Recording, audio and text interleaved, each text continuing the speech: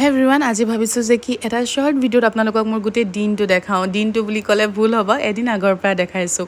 আৰু এয়া হৈছে গুৱাহাটী ষ্টেচন। ৰাতি 11টা বজাত যিহেতু আমাৰ ট্ৰেইন আছিলে, কাৰণ আমি গৈ আছোঁ অৰুণাচলৰ একচুৱেলি ইটানগৰত গৈ আছোঁ দেই। আৰু ৰাতিপুৱা 6টা বজাতে পাই যায় ইটানগৰ নহয়, একচুৱেলি নাহৰলগুনলৈকে যায় ট্ৰেইনখন। আৰু নাহৰলগুনৰ পৰা কেব ল'বলগীয়া হয়। আৰু তাত কেববোৰ যে কোনো অনলাইন ছিষ্টেম নচলে, চব অফলাইন। আৰু তাৰপিছতে যিহেতু আমাৰ হোটেল বুক কৰাই আছিলে, আমি হোটেল আহি মেলি মই অকণমান ফ্ৰেছ হৈ আকৌ ৰেডি হৈ ওলালোঁ কোৰ্টলৈ, কাৰণ যিহেতু মোৰ কোৰ্টত কাম আছে। আৰু সোনকালে কামবোৰ শেষ কৰি মেলি অকণমান চিটিখনো ফুৰিলোঁ বাৰু। তাৰে এটা লং ভিডিঅ' দিয়া আছে, যদি চাব বিচাৰে চাই ল'ব পাৰে। আৰু তাৰপিছতে গ'লোঁ খানা খাবলৈ। আৰু মই ট্ৰাই কৰিলোঁ তাত গৈ পেলাই নাগা ডিছ, যিটো মোৰ বহুত ফেভৰেট হয়।